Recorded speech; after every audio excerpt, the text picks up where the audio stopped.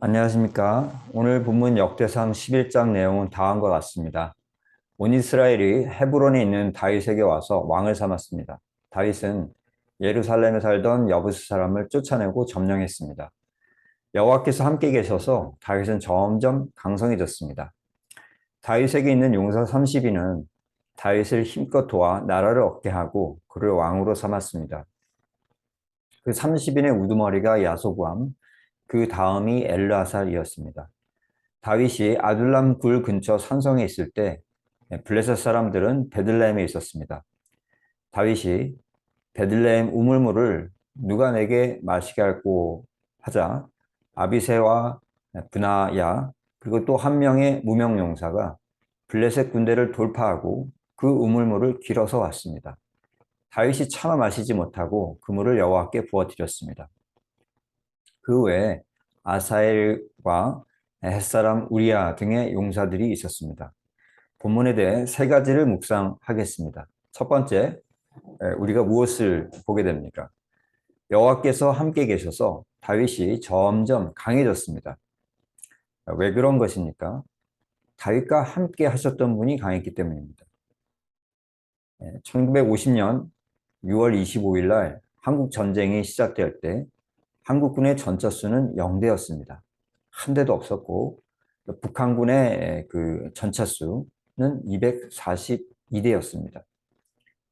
이같이 그 약했던 한국군은 북한군에게 계속 밀렸습니다. 하지만 7월 7일 유엔군이 한국군과 함께 싸우기로 결정이 됐고 이후에 1000대가 넘는 전차가 들어와서 한국군과 함께 싸웠습니다. 그러면서 한국군은 북한군을 북쪽으로 몰아낼 수가 있었던 겁니다. 비록 한국군이 약했지만 함께했던 유엔군이 강했기 때문에 이길 수 있었던 겁니다.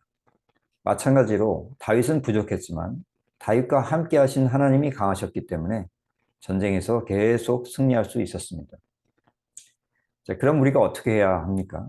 주와 함께해서 강해져야 하겠습니다. 주와 함께해서 강해져야겠다. 하나님은 믿는 우리가 스스로를 강하게 해서 승리하는 것보다 하나님과 함께해서 승리하기를 원하십니다. 왜냐하면 그 인간의 죄된 본성 중 대표적인 것이 무엇이냐? 내가 강하다고 생각하면 나는 하나님이 필요 없다. 나 혼자 잘할 수 있다. 하는 것이기 때문입니다. 이런 까닭에 하나님은 도리어 우리를 약하게 하셔서 하나님을 의지해야지만 승리하게끔 만드십니다.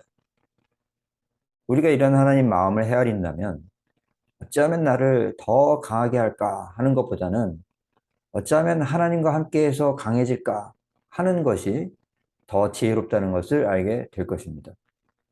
두 번째로 우리가 무엇을 볼 수가 있습니까? 다윗의 용사들이 다윗을 힘껏 도왔습니다. 다윗을 힘껏 도우더라. 왜 그런 것입니까? 그들이 다윗의 통치를 진심으로 원했기 때문입니다. 대통령 선거가 다가오면 그 나라가 들썩들썩거립니다. 어떤 분은 자기가 지지하는 후보가 대통령이 되기를 바래서 뭐 후원금을 내시고요. 자기가 잠자는 것도 줄여가면서 열정적으로 그 선거 운동들을 쫓아다니고 봉사하시기도 합니다.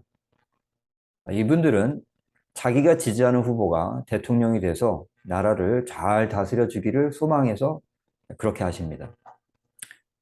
다윗을 따랐던 용사들은 하나님이 다윗과 함께 하시는구나. 저렇게 하나님 인도함 받는 다윗이 나라를 통치한다면 정말 좋은 나라가 되지 않을까 이렇게 확신을 했던 겁니다.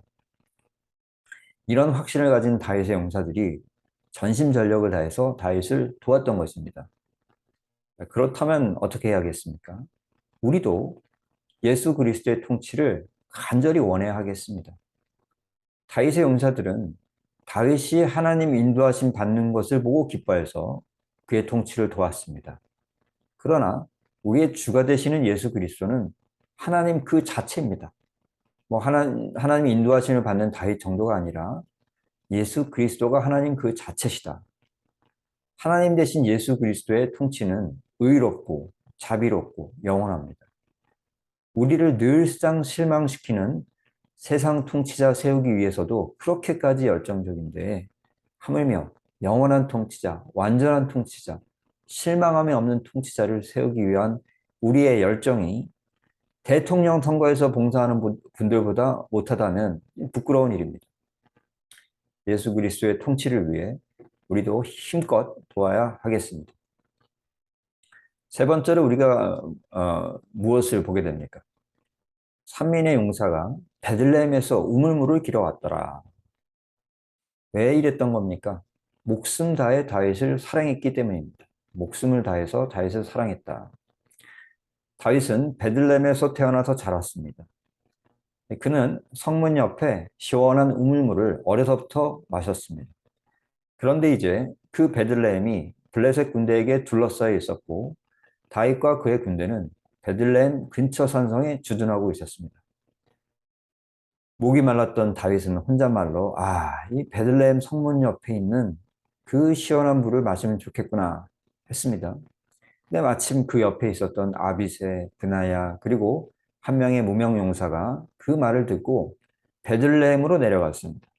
그리고 블레셋의 포위를 뚫고 그 우물물을 가져온 것입니다.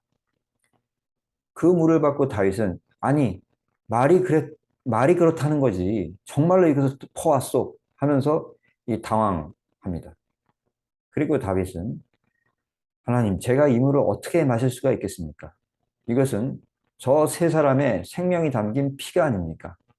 이것을 주님께 드립니다 하면서 땅에 부어 주께 드렸습니다.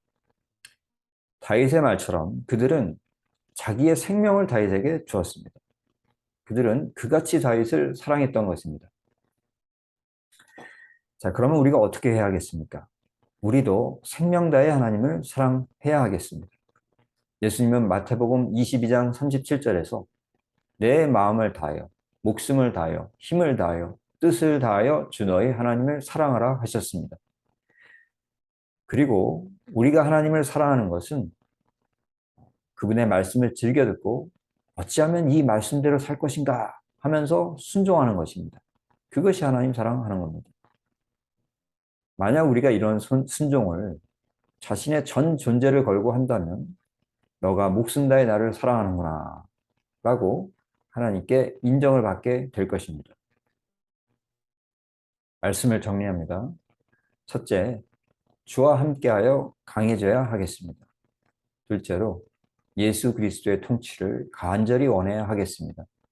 셋째로, 생명을 다해 하나님을 사랑해야 하겠습니다. 오늘 말씀에 순종하는 우리 모두가 되기를 축원합니다.